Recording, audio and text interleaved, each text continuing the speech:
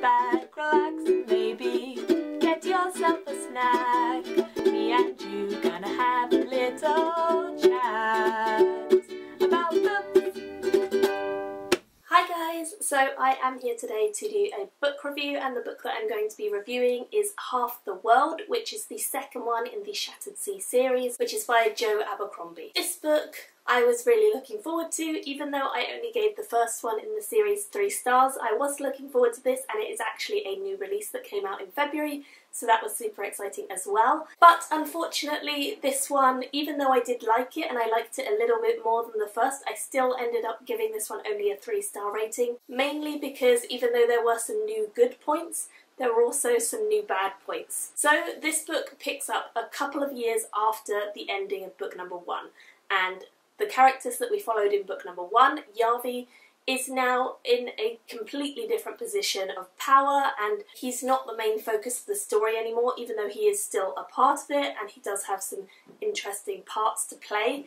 He's not the major focus, and we actually focus on 2 new characters. The first of these being Thorn, who is a young woman who is training to become a soldier. This is quite unusual because obviously women were not usually soldiers in this sort of society. However, she is very, very good, which of course makes her trainer really upset because he doesn't like the fact that a girl is good enough to beat the men, and therefore he puts her in an unfair situation and she has to kill one of the people in order to save herself, which of course starts the ball rolling, and it means that she is kind of in a bit of a predicament where it's likely she's gonna die.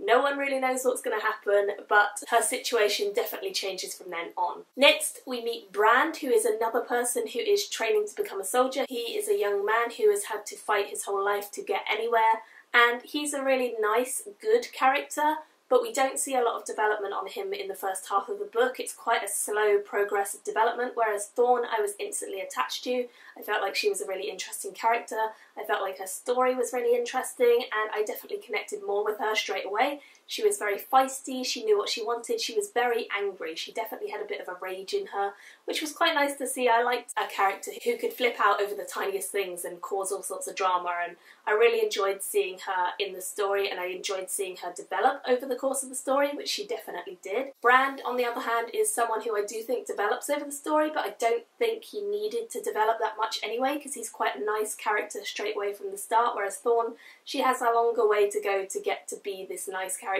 that everyone is rooting for. Those are our 2 main characters.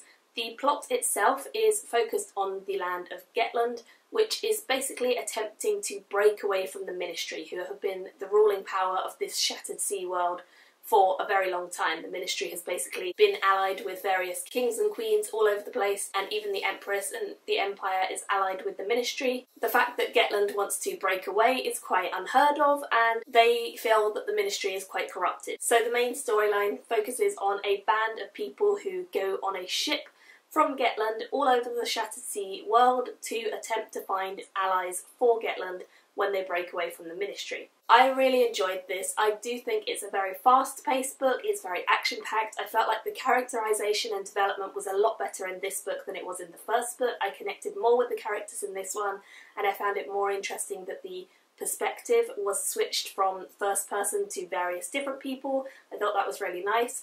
I do like seeing different point of view characters, and I think that's certainly something that was a plus in this book as opposed to the first one. However, I do think that the first one had a lot more twists that I didn't anticipate. This one was a little bit more predictable, and some of the twists just weren't that exciting, which was a shame. On the whole, I do think it's a very fun story. I do think it's very entertaining, but I just feel like the story itself is not really the focus, it's the characters, and the story itself could have been a better story. So even though it's interesting, I don't think it's the best or most unique world or most unique story, and so I can only really give it a 3 out of 5 stars, but that's not to say it's a bad book. I would still recommend the series if you want a light-hearted fun read, because it's definitely that. I did really enjoy meeting Skipper and the Empress in this book, who are 2 new characters that we've not met before, because they're both intriguing and both of them have the potential to bring something really interesting to the story. But I'll be honest, none of the other characters who were on the crew or that they met really made a big impression on me. They just weren't developed enough. and I can't really remember them. On the whole, it's a fun read, it's exciting, but it's not anything particularly out of this world or special or mind-blowing. I would love to chat to you guys about it. Definitely leave me your comments down below if you've read this book and series. What did you think of this one compared to the first one? And thank you guys for watching. I will see you all in my next video. Bye! Me and you gonna have a little